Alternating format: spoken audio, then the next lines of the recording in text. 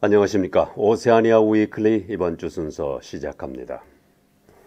오클랜드 차이니즈 의료협회와 아시아 네트워크가 지난주 양해각서를 체결하고 아시안 노인들의 의료 업무를 도와주게 됩니다. 아시안 이민 1세대들의 경우 몸이 아파 의료기관을 찾아도 언어 장벽과 함께 어떻게 의료기관을 이용할 것인지를 잘 몰라 어려움을 겪는 사람들이 많은 것으로 알려졌습니다. 이를 위해 오클랜드 차이니즈 의료협회는 아시안 네트워크와 양해각서를 체결하고 쉽게 의료기관을 찾아 진료를 받을 수 있도록 도와주기로 했습니다. They do not know where to go, how to deal with this. So we try to help them out and take various subjects, talks which are prevalent and bring specialists to talk about. This historic day because we have formally signed an agreement and memorandum of understanding today. Although we have been working with ECMA and TANI together for the last few years, the biggest barrier which this agreement formally working together with erase would be the language barrier and the accessibility barrier of our Asian community, especially non-English speaking Asian communities, where English is the biggest language barrier. We have actually worked with Tani for a number of years now. This is actually the first time we've formalised this process of working with them in order to meet our goals of improving the understanding of health. 앞으로 곧 부모가 될 사람들과 이미 부모가 된 사람들 그리고 어린이에게 관심이 있는 모든 사람들을 위한 베이비쇼가 지난 금요일부터 일요일까지 사흘 동안 오클랜드 시내 ASB 쇼그라운드에서 열렸습니다. 지난 2014년 연구 자료에 따르면 뉴질랜드인은 아기가 태어난 첫 해에 평균 13,644달러를 아기를 위해 지출하는 것으로 나타났습니다. 또 뉴질랜드 통계청에 따르면 작년 뉴질랜드인의 평균 출산율은 1.71명으로 2017년 1.81명에 비해서 좀 더 내려갔습니다. 아기들을 위한 모든 것을 전시한 뉴질랜드 최대 베이비쇼 다녀왔습니다.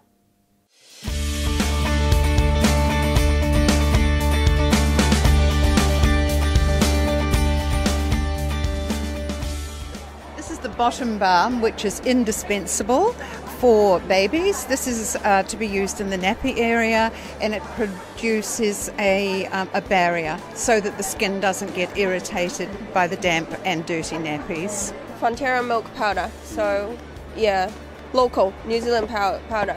It's no sugar. Oh, okay. Yeah. Good for baby. Good for baby. So I'm doing all these prints are from New Zealand. I have bamboo clothing, so we do babies wear and also women's wear. Bamboo clothing is organic. It's friendly for the environment. It pulls moisture away from the skin and keeps you dry. It's also UV protectant and it's great for children with allergies.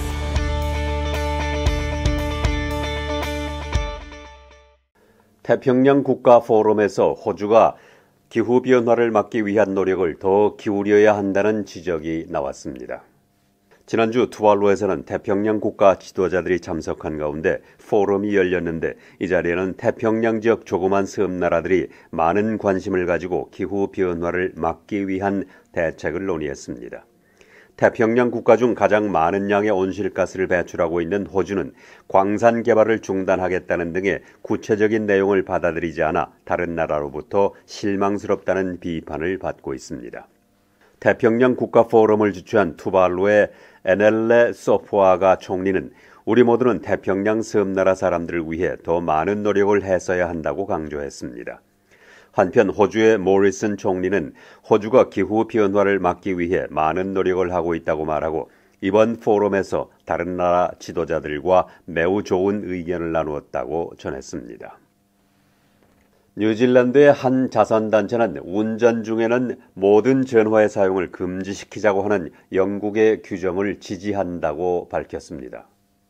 최근 발표된 자료에 따르면 비록 핸즈프리 전화라고 하더라도 운전 중 전화를 하면 승객과 대화를 하는 것보다 충돌 사고는 3배나 많아지는 것으로 나타났습니다. 뉴질랜드에서는 지난 2010년부터 2018년 사이에 운전 중 전화를 하다 교통사고를 일으켜 85명이 중상을 입었고 39명이 숨진 것으로 밝혀졌습니다.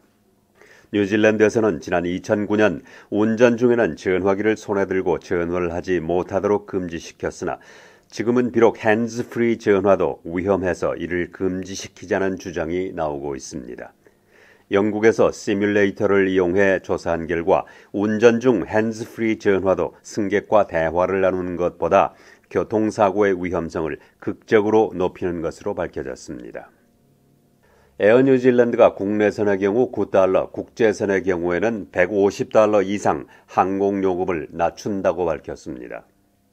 에어 뉴질랜드는 지난주 500개의 국내선 편도 요금을 $9 낮추고 국제선의 경우는 크라이스트처치에서 골드코스트의 노선과 피지 노선을 포함해 편도 요금을 $99를 낮추기로 했습니다.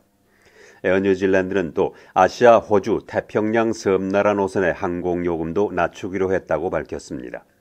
오클랜드에서 호놀룰루까지 편도요금은 $299, 타히티 편도요금은 $199라고 밝혔습니다. 또 좌석 이예약의 경우도 싱가포르 직항 왕복 항공료는 $799, 도쿄 왕복은 $999에 나왔습니다.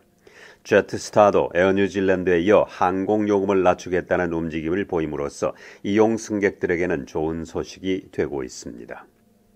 필고프 오클랜드 시장과 유진 세이지 환경부 차관은 오클랜드의 오네훈가에 새로운 쓰레기 재활용 센터를 갖추겠다고 발표했습니다.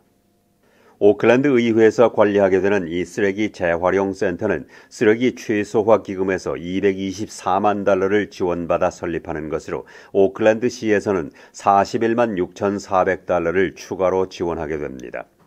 필고프 오클랜드 시장은 이 계획은 매우 바람직한 것이라고 말하고 매립하는 쓰레기의 양을 4분의 1 이상 줄일 수 있는 효과를 볼 것이라고 전했습니다. 이 쓰레기 재활용 센터는 현재 마운가키에키에서 타마키를 연결하는 지역을 포함해서 그 처리 대상 지역을 넓히게 됩니다. 홍콩의 민주화를 위한 시위가 영국, 프랑스, 미국, 캐나다 그리고 호주에 이르기까지 전 세계로 확산되고 있습니다. 밴쿠버와 토론토, 런던 등지에서는 중국 정부를 지지하는 세력과 마주했고 시드니의 벨모어 파크에서도 수백 명의 시민들이 홍콩의 민주화를 지지하는 시위를 벌였습니다. 이들 시위자들 가운데는 중국 정부가 카메라로 얼굴을 찍을 것을 우려해 가면을 쓰고 나오기도 했습니다. 홍콩에서는 수십만의 시위대가 평화적인 시위를 벌인 가운데 주최 측 추산으로 170만 명이 빅토리아 파크 서쪽 지역에서 시내 쪽으로 행진했습니다. 한편 홍콩 당국은 시위대와 평화적인 시위를 제안했습니다. 뉴질랜드에서는 지금까지 낙태는 특별한 이유가 없는 한 범죄로 다루어져 왔습니다. 뉴질랜드에서는 임신이 산모의 생명을 심각하게 위협한다든가 정신건강에 위험을 줄 경우에만 낙태를 허용해왔습니다. 따라서 성폭력이나 극단적인 청소년의 경우 낙태가 허용되지 않았고 낙태 수술을 할 경우에는 2명의 전문의의 서명을 받도록 돼 있었습니다. 뉴질랜드의 낙태 허용 법안은 지난 8일 국회에서 94대 23으로 1차 심의를 통과해 특별위원회로 넘어갔습니다. 새로운 법안에 따르면 임신 20주가 지나 낙태 수술을 할 경우 건강 상태를 점검하도록 하고 있습니다. 이 법안을 제출한 앤드류 리틀 법무장관은 이 법이 통과되면 많은 여성들에게 기쁜 소식이 될 것이라고 말했습니다. 뉴질랜드 정부는 집 없이 떠도는 노숙자들을 위해서 새로운 정책을 발표하겠다고 말했습니다.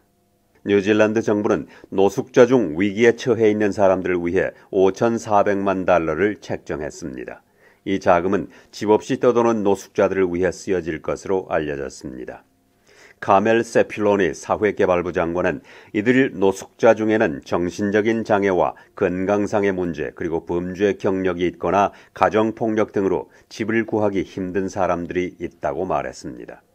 카멜 세필로니 장관은 이번 조치로 노숙자 처지를 벗어날 수 있도록 도와줄 수 있게 하겠다고 전했습니다.